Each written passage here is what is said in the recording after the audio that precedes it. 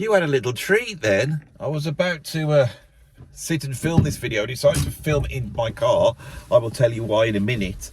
And when I sat down and put the radio on, believe it or not, Jules Holland, the great Jules Holland, the keyboardist from Squeeze, who then went on to front the great popular music programme, The Tube, in the early 80s, and then went on to do the Jules Holland show and then have his big band, was playing on his new show on Radio 3 a piece by Conlon Nancaro.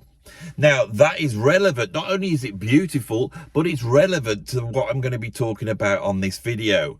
So, where do I start with this? Well, normally I would go, hello and welcome to this video. And on this video, I'm going to tell you about AI music. I got my title already and Conlon Nancaro's put me off. So what was the title of this going to be? It was really contentious and it would have got a lot of people looking. It's going to be called The Real Truth About AI Music That You Don't Want to Hear, right? There is so many people discussing AI music, or there was. They've sort of stopped now, and now you're seeing a discussion of AI on more political YouTube channels.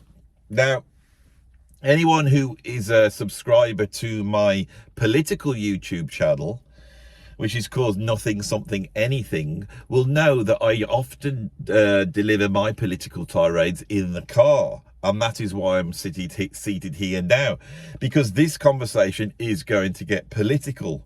Because as much as musicians will try and deal with the threat of AI to musicians, they don't step back and see the cultural impact of AI on the bigger scale. Okay? So why is it prescient that as I went to film this, I put the radio on and Conlon Nancaro is playing? Well, firstly, it's quite rare to hear a bit of Conlon on the radio, and there he is. So Conlon Nancaro was a very, how would we put it? This is a composer and musician that cut himself off into the deserts of New Mexico, right, in the early part of the 20th century. And after receiving an inheritance, he went and bought a player piano. The player piano is one of those pianos where you pedal it, you don't have to play it, and it's got a piano roll in it with punched holes in it. It'll play, you know, Oh My Darling Clementine or something like that. He took one of those pianos, he adapted it so that he could create the piano rolls himself, and then started to compose all sorts of incredible music that was to be played on the player piano. In other words, this is the very first time someone had composed with what we could say is a sequencer. This foreshadows the way music is made nowadays. The thing he did utilize the player piano was to explore things that were not humanly played, i.e. they were too technically impossible to play, or they were just counterintuitive to how a human would play.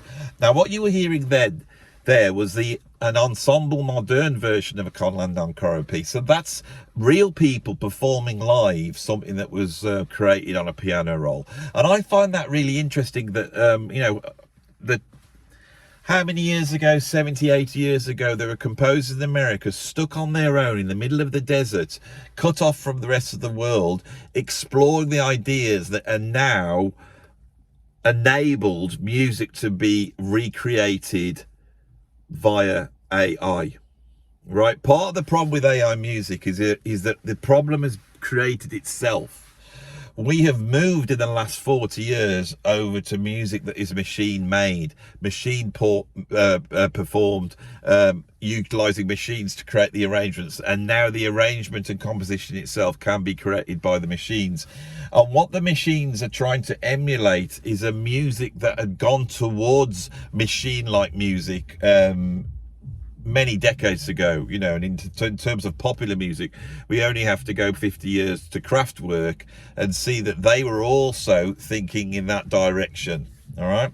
Now, the reason I decided to do this video is because of this phenomenon on the internet. Sometimes I, having a music channel, need some music in one of my videos. Now, if I go and take some proper music, the copyright may block the video. And if it blocks the video or just that part of the video, I then have to edit it once it's up. YouTube edits for you. It makes a mess of it. It destroys the video. So I don't really want to put up music, real music played by people. I can put my own music up that I've made because that's not copyrighted, and so can all of you. If you go to my Bandcamp and become a subscriber, you can download 50 albums of music and have it all. I don't care about the copyright on that. You could have it and put it in the videos. I just like to see the music having a bit of a life. But if you go and register with udio.com, you could just go there and say what you want. I want a progressive anthem about people who bake cakes, and bang, in a matter of seconds you have that. And I use that method, AI music, to create some of the incidental music, some of the comedy music. And so sometimes if you're listening to something about progressive rock and you can hear some bizarre progressive rock in the background, you can't recognize it, that's AI. Recently I did a video that's gone a bit viral about musicians who just happened to be friends in the band and they got a place in the band. And so I went to AI and said, I want something that sounds like the Manchester bands, and I want the lyrics to go on about how I was a friend of the band and that's how I got the gig. Boing, few seconds later, that's it. And you can hear it at the beginning of that video. Now, what's happening is with the prog stuff, is people are putting in the comments, I really love that track at the end of the video. What was it? And I'm having to go, that was AI. And then they are going, oh my God. Because that's where we're at. It's not just creating music that's fooling people that it's real music. They actually like it. And the truth is, you are going to like AI music more than the music put out there by other people. Because AI is going to be able to fit exactly what you want. Right, exactly what you want. It's not going to bog it down with music styles you don't like or challenging you with sounds that are too harsh on your ears or what you can take. It's not going to bother you with trying to educate you in other musical ways or be avant-garde or creative. It's going to hone in on what you like. And if you like Genesis and you like Led Zeppelin, you might be able to get those two mixed together. But if you don't like them mixed together, it will keep it apart. Okay? And the thing is, if we track back what's going on here, this keeps going back to something so terrifying that I thought I should do a video on it here and see what happens. I know I'm going to get a mass of pushback on this video. This is going to be contentious. So let's just track it back. Where are people listening to music to? On streaming services, things like Spotify, things like Apple Music. Now, for them, they want you to listen to it because they sell advertising you through it to you. So they need to know what exactly you like and they need to deliver it to you. Now, at the moment, they are having to pass on 70% of the ad revenue to the artists or the people who own, at least, the tracks that they're playing. And when it comes to bands like Pink Floyd or Neil Young or Joni Mitchell or whoever it is, those albums have sold millions, and now those tracks reside on Spotify. And if you want to spend your day being advertised to by the medium of listening to your favourite tracks by Neil Young or Joni Mitchell, that is a thing that Spotify does, and that money goes off to those people, or it goes off to their record company, and then they pass on a certain percentage of that percentage profit to the artist. But they don't need to know because they've been making money out of this for 50 odd years, and this is irrelevant to the conversation.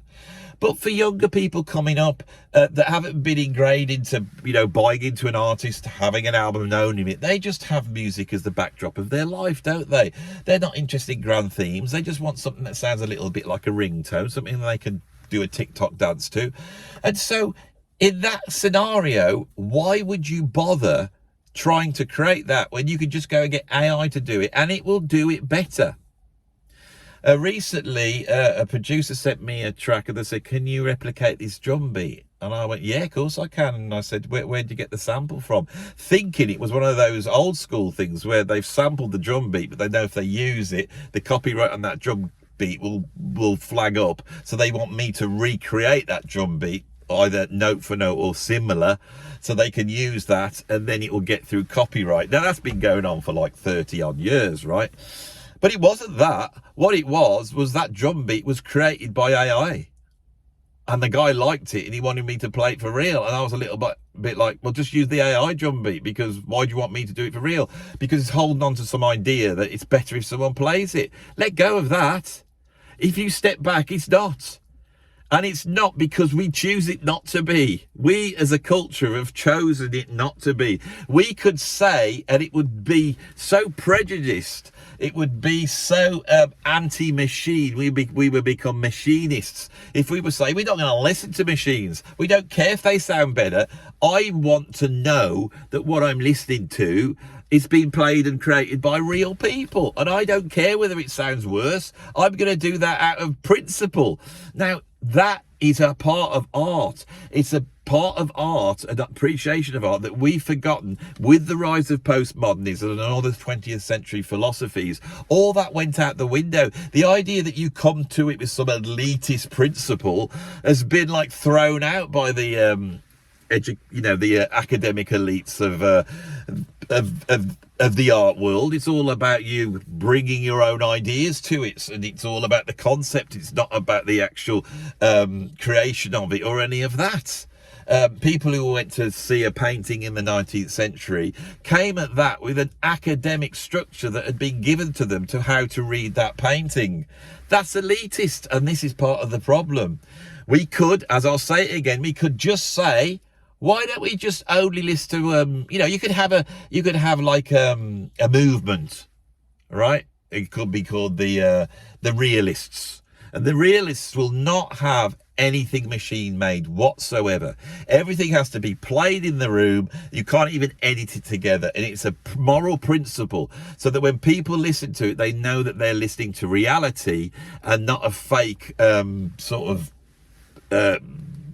impression of it, however convincing it will be.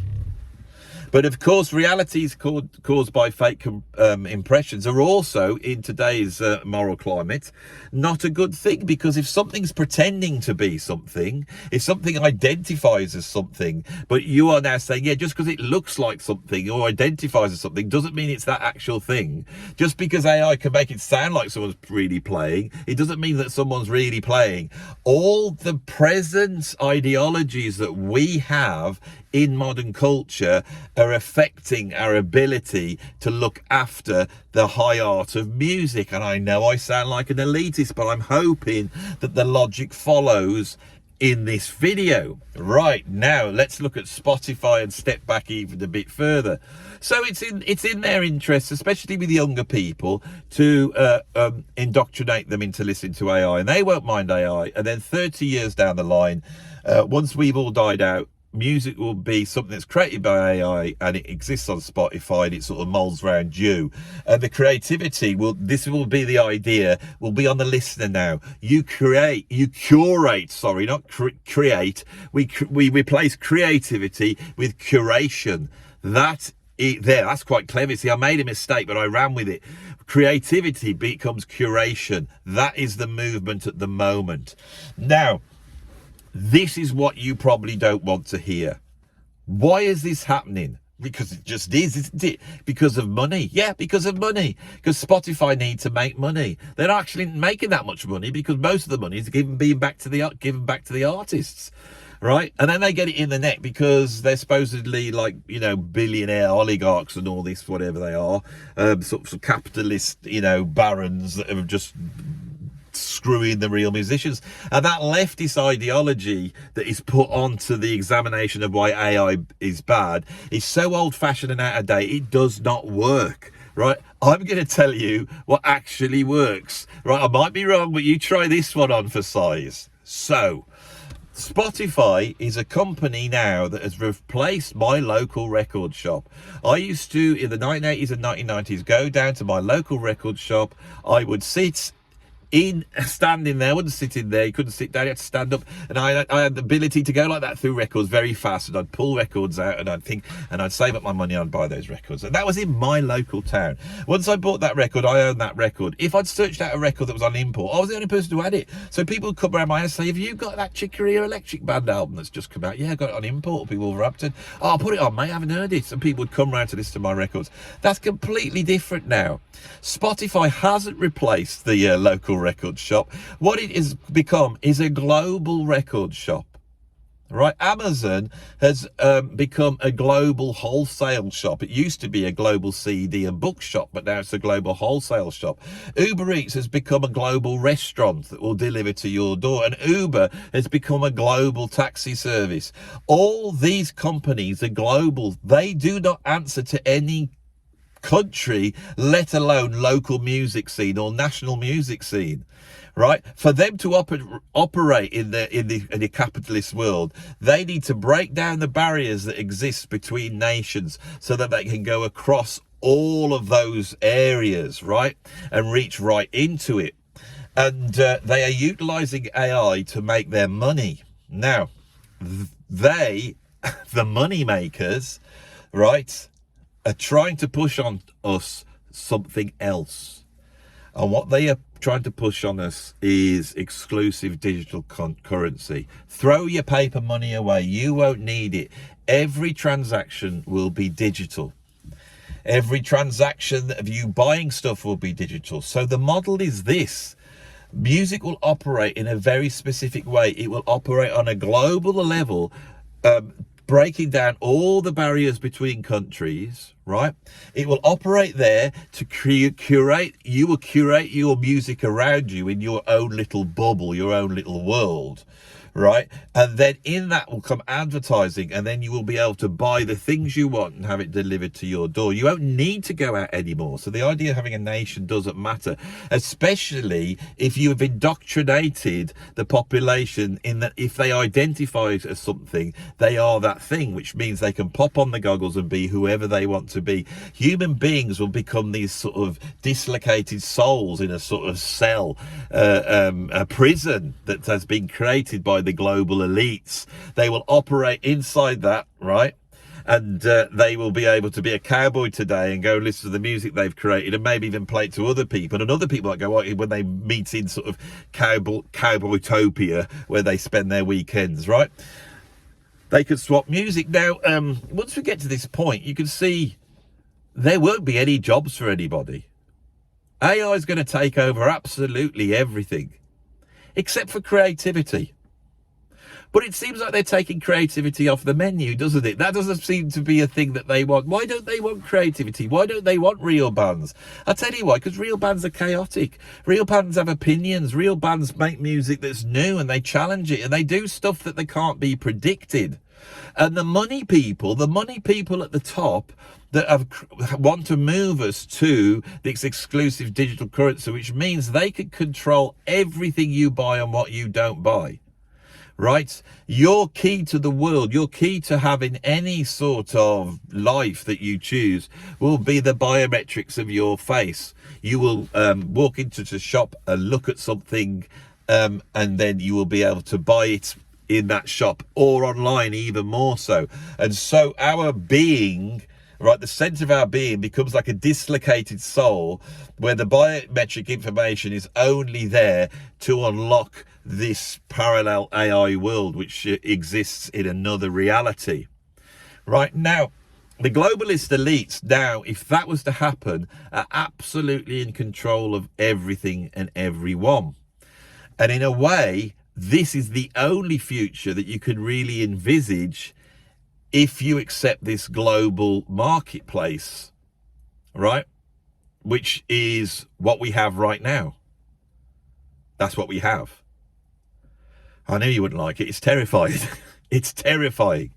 Now, if you go to organisations like the WEF, they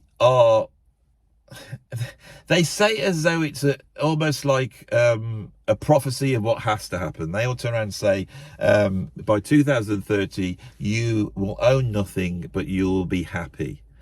That's their intention. And this goes back decades. It goes back right to the Rockefellers and the other sort of multimillionaires that I grew up in the 1970s. Now, of course, I hate to bring this in, but it seems that Rockefeller was inclined towards younger people, shall we say, romantically, it seems, or there's people claiming that that's the case. And this hovers over those elitists, right? And it hovers over in a way which makes a statement of how different us normal people are to them. Or are we? Right? And this is the real horrendous thing about AI, and why I believe that the powers that be would be much happier for creativity in human beings to be suppressed and to be replaced with this idea of curation, where curation mops up the creative need of human beings. So they are basically made impotent by the AI.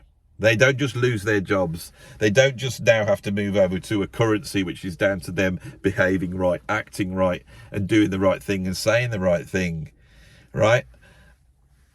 And in that, the curation of their own music, their creation, as they see it, of their AI music world, will also be measured, not in terms of just the advertising, but in terms of the moral worthiness, the moral how do you call it? That morality becomes the currency. You acting correctly, you acting morally, you working towards the whole of keeping this system going, right? And that is expressed in your writing, the stuff you say online, and the music you create, the AI art you create. Then suddenly art has become something that can no longer challenge the elites. So what I'm saying is, the thing that nobody wants to say about AI is the fact that what AI is really going to do is replace it. It's going to solve the chaotic problem of actual human beings and how they can revolt. Think about that. And the idea of changing the system. Now, I'm not a pro-revolutionary person. I'm not that type. I'm quite a conservative person, really. But if I ever ended up in that world, right, where my day is to get up into my little bubble that I live with, which is made out of mud, right? This is what they've predicted. My little mud hut that I live in. I'm not making this up, right? And I'm eating, it gets sent to my door and I open it up and it's some repackaged insects. So I eat my repackaged insects. And then, you know, I put my headset on and then I go, where shall I go? Or let's go over there and hang out with these people who I don't know, but I know them, but I only know them in terms of their AI sort of front that they put up. Could be real, could be not, but it doesn't matter because reality doesn't matter anymore. And I sit there, I act in a certain way. And if in that bubble, I start to go, I'm not really happy with this. I don't feel fulfilled. I might write a song on AI about that. You know, not that I can make my song myself. It won't be my words. So you go over to AI and you block that. And then the next thing you know, you can't buy food. You can't have heat. Suddenly your internet is shut off and it says you're going to have 2 days away for this until you've learned what's better for you. The reason why this is going on, the reason why we're going towards AI music, and the reason why all that stuff is there is so, and it's not an elite, it's not a cabal of evil people.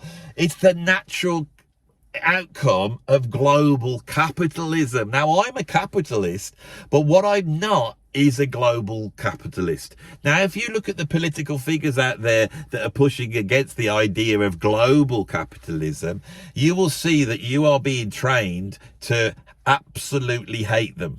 Right? The system is training us what to think and what to feel and how we should act. And there are so many people now that are up in arms in anybody that has an opinion in any sort of way which is contrary to what they think people should be saying. I'm literally got people on my comment feed saying, look at COVID, people didn't wear the masks, they wouldn't take the vaccination, they would go outside and breathe their poisonous air all over people. And I'm going, yeah, but the masks didn't prove to do anything, the vaccines didn't stop it spreading, and you know, and all that. We all know that, and we know it was made in a lab, right? No, yeah, but we mustn't have that. We can't let society break down.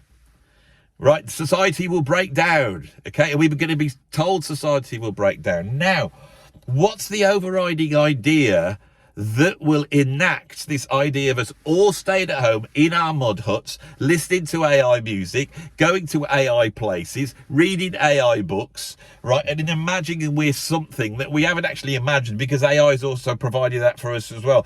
This new reality that's being provided for us, right?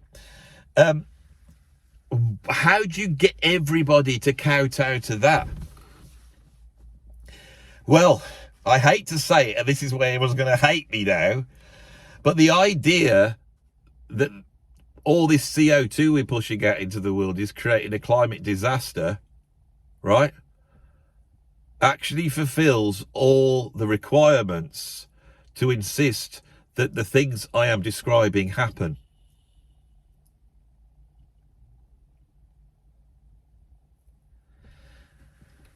And so that is where I end up on this video.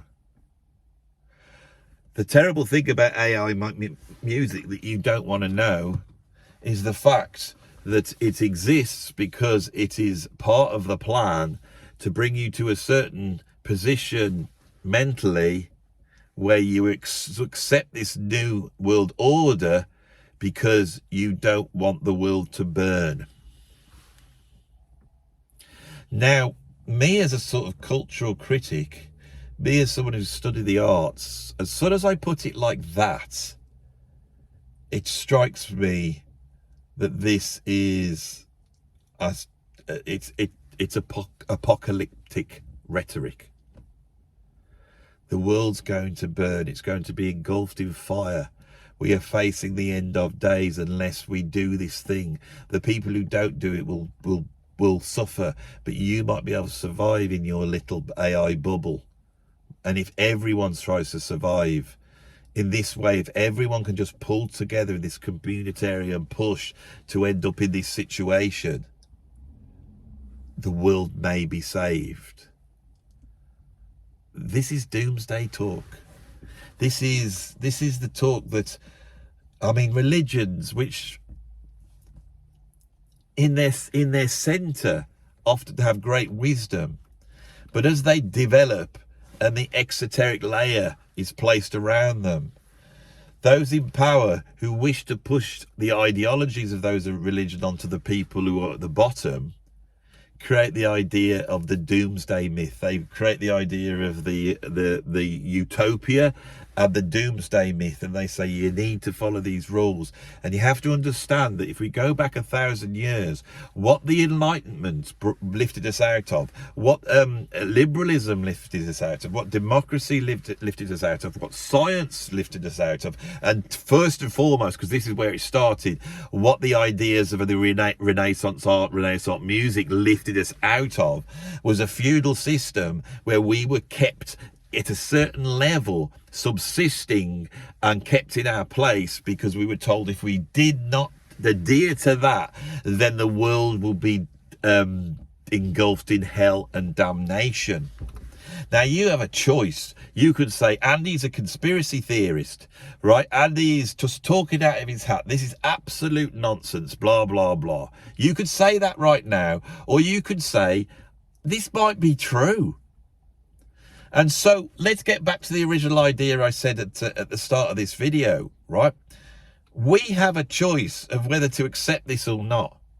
Now, we can't control the bigger picture, but you as music fans, coming back to this idea behind this channel, because this has got to be one of the most important videos I've ever put out on this channel in terms of the message here, right? No one else is going to go near this one, I promise you. Adam Neely won't, I definitely won't. Rick Beato won't. You're not going to have anybody opening up this idea of music and musical appreciation and music history and nailing it right down to the very essence of what music does. And people will be here saying, Andy, you should should not be doing this. This is a music website, music YouTube channel, sorry. I didn't come here to listen to all that. But fundamentally, right, you in your life now, right, and you could instill this in your kids, can say, I'm not going to listen to machine-made music. I am going to point it out, and I am going to do that elitist thing that art used to do, which doesn't hurt anybody because you're not doing it against a person, where you say, you see that art, it's crap.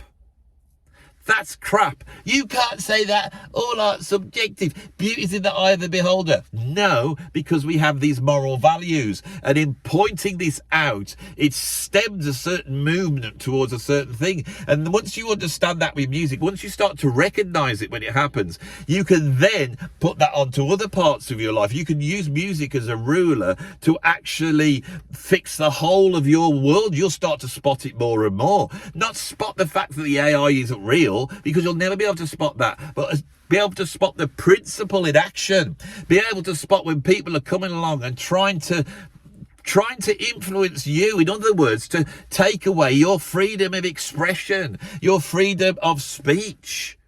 Right, you can start today by going, I'm not listening to that anymore. I want imperfections. I want to hear the reality of the room. I want to hear the chaos. I don't want all this pumped up, beautifully produced stuff anymore. Right, I've been saying this on this channel for ages. I want to hear the mistakes. I want to hear some reality. I want to watch someone like Andy, who's on YouTube, and he's literally coming out with this as he speaks. He doesn't know what he's going to say. I can know that because he makes mistakes and he gets his words wrong, and he just sits in his car ranting, right? And he gets so worked up, and then every now and then, in all that rantage, he comes on with a good idea. And I'm pretty sure this is a profoundly terrifying idea. Now, it's not mine. There's a video that arrived on the internet about 3 days ago called The Agenda. I'll put the link in the description here. One of my viewers said, check it out. I watched it and sort of went, oh my God, this just feels so much in. And this highly well-produced documentary is stating it completely, right? So what's amazing is this thing that is created all this also has the power to challenge it, right? But to challenge it, we have to challenge our own ideas. We have to challenge our own ideologies. We have to say we don't know. We have to look at common ground with people and just like I'll go, I will hold it there. I'm not just going to jump and say conspiracy theory, which is what I've been trained to say, right? Now, I'm going to finish this video by stating something really wild now, right? Really wild. Right, I am not a philosopher. I am not a political theorist. I'm not a scientist. I'm not a psychologist. I am a musician, and I used to be an artist. I used to be a painter, and now I make videos, right? That has been my whole life since I was born. When I woke, jumped out the womb, straight away, I picked up a paintbrush and started painting. It's not quite true, but you know what I'm saying? My whole life has been given over to this. Absolutely given over to this. And the thing is, I see nothing wrong in switching this camera on and taking this idea and naturally exploring it to the nth degree. You could see this as dystopian science fiction if you want. You could see it as a very realistic tale told by this bloke in a car. You could say that this was all fantasy. It doesn't have to be real. Nothing I've said, right? The mud hut that you're going to be in a few years' time, 2030, your little mud hut, eating your insects, listening to the AI music that you've created that sounds like Genesis and Led Zeppelin, but never mixes the two, whilst you go online and you make sure you say the right things, so when you buy stuff, they allow you to be passed to your house so you can hang out with your cowboy mates in Cowboytopia. That could just be dystopian science fiction, but it is dystopian. It's not utopian. This is the whole point. How do we challenge this? We challenge this with art. We challenge this with music. We challenge it with writing, with documentary, with journalism. We challenge it with creativity, because all the AI can ever do is mimic that. It will mimic a revolution. That's modern identity politics. It's mimicking the revolution, right? We see it all the time. You know, every time we put an advert on, we have some mixed race couple and the child's trans and no one so-and-so's this and they're doing this and they're standing on a table and they're waving their devil's thing round as they drink some alcohol that turns you into sort of a Lemmy or whatever it is that they see as being the great moral thing, whilst not saying anything that will offend any identity group. That sort of hedonist ideal is in advertising, right? And it's sold to us continually. And those who always conform to the establishment, the middle class, are now, they are virtue signalling these ideas out. They are the establishment mouthpiece. And they sit there really, as the middle class has always done, say, I don't think Andy should say this.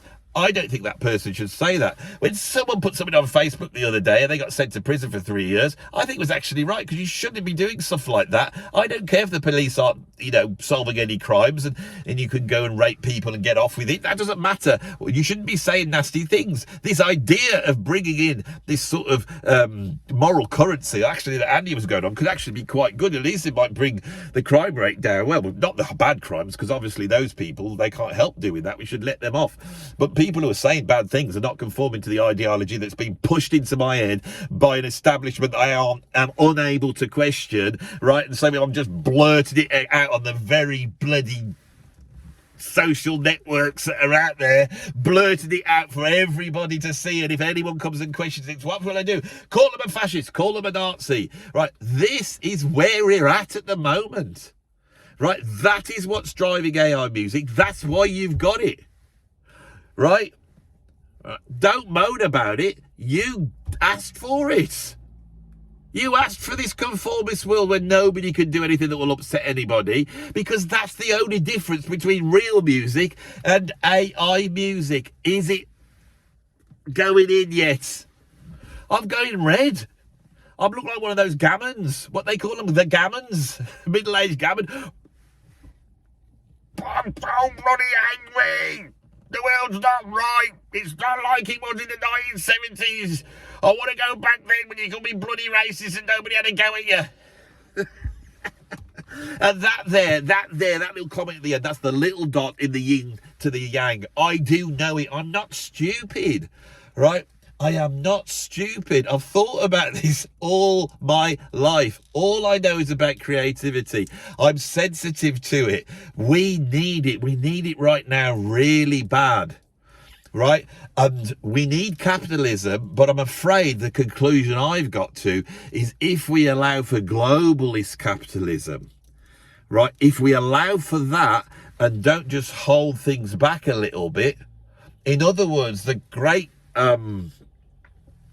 revolution of the 1960s, which was to break those barriers down and let stuff in. That was like we let stuff in, and the stuff that came in was incredible, and the whole wonder of the last 50, 60 years of that sort of cultural epoch was wonderful, but it began to atrophy, right?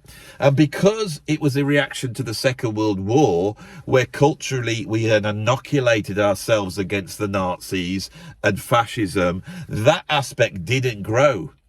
But the leftist ideology, which in the 60s was incredibly wonderful and useful and was gave expression to people, has now atrophied.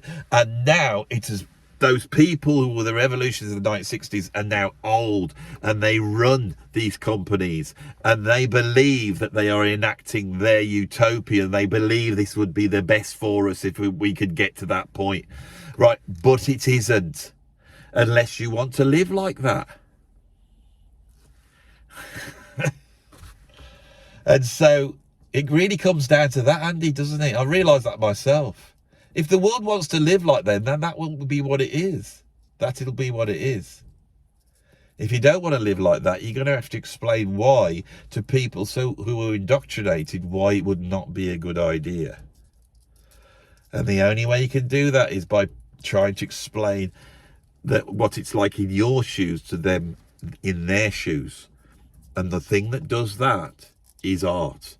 As I've said over and over again, the moral and therefore cultural and political structure of our society is born in the arts. And in the same way, climate change will not be solved by us pretending to be cowboys in a mud hut, right? It will be solved by scientists. And the cultural answers to make us have a happy, fulfilled life will be negotiated within the arts and music. So I am now at the end of this video. If you want to, if you agree with this, start championing something that no one will complain about. No one will call you a fascist and Nazi if you say this. Let's have a campaign for real music, made by real musicians. Right, let's start enjoying the mistakes. Let's start enjoying the frailties, but also let's start celebrating the elitism of art and understanding that art is elitism. It's ethical elitism. That's what it is. It's aesthetic elitism. It has to be, but it tries to renegotiate that. That's the whole role of art.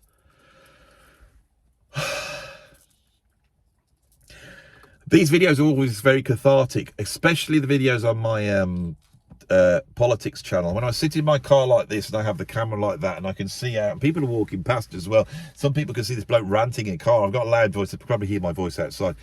When I sit in here now, it's triggering a certain thing for me. And although my music channel's cathartic, that has been so cathartic. And I felt very ill. My face has been blocked up.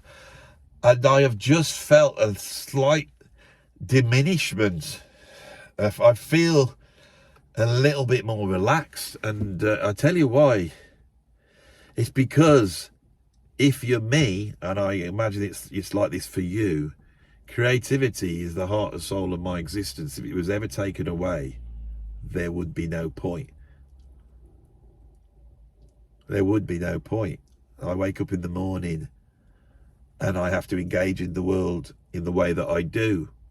I have done all my life. And now that I've moved that engagement onto YouTube, I think it's resonating with a lot of people out there. And a lot of you out there could be doing exactly what I'm doing. But you have to have the bravery to get up and make the mistakes. This is really what it's all about. You have to have the belief in the elitism of your ideas, but also realize that elitism is rooted in your human frailty. Now, so you have to have the guts to let that be. All right, you have to have the guts to look like an idiot. You have to have the guts to be able to talk or make music or write or express yourself in a way where you have not got your self-censorship on. And that self-censorship comes from religion, it comes from political doctrines, it comes from ideologies. We can't punish people. We can't withdraw people from society because they happen to express something that they couldn't help. That's human beings over. This is one of the heaviest videos I've ever done. I do apologise for it. I woke up, I feel so ill. I've been very ill and I feel a little bit better. And I really think that this is how much it can affect people to feel like they're having their life squeezed out of them by the culture. You know, to be so bombarded by this nonsense. Everyone's got a right to be bombarded, but I've got a right to say this. I've got a right to come out here and create my little piece of art here and it be my opinion. That's all it is. You don't have to be upset by it. You don't have to be offended by it. You don't have to now insult me because I haven't insulted you. If you do that, you will lower and my elitism will kick in and I will go, there you go. Right, I am better than you. You don't have to insult me and say I'm thick or stupid or I lack on understanding or I'm parroting anything or I've fallen down some rabbit hole or whatever it is. Right, this is the way I see the world. Yeah, but you're a middle-aged white bloke, Andy. Well, that's my middle-aged white bloke view. And if you ever get into a situation where certain views are mitigated by the colour of your skin and the age you are and your sex, we're also in big trouble. You must be able to see that as well. 3/4 of an hour on this one. I think I've done it. If you like this sort of thing, then get over to my political channel. It's down below. If you don't like this sort of thing, don't go there because you'll get really upset. And I don't want you over there. You can live in your little ideological hell that you love over there. Those of you who don't mind having someone talking about something they might not like, come on over and have a chat, and come on the channel and have a chat to me. Tell me I'm wrong, but because even if there's so much to talk, I'll be here for 3 hours if I carry this one on. So I'm coming to the window. I was just about to open another door in this monologue of self-importance. I'm gonna go to the shops now and get me bloody bread and whatever I've got to get, toilet roll, whatever it is. But at least I can just bite me money now. At least I haven't got to show my face and they said, you just did a video in the car park and it wasn't right. You were questioning climate change. You can't have any toilet roll. You're going to be wiping your bum with your finger today. See you all. Like, subscribe, go over to Patreon, become a member, do all that stuff. Like me, pay me.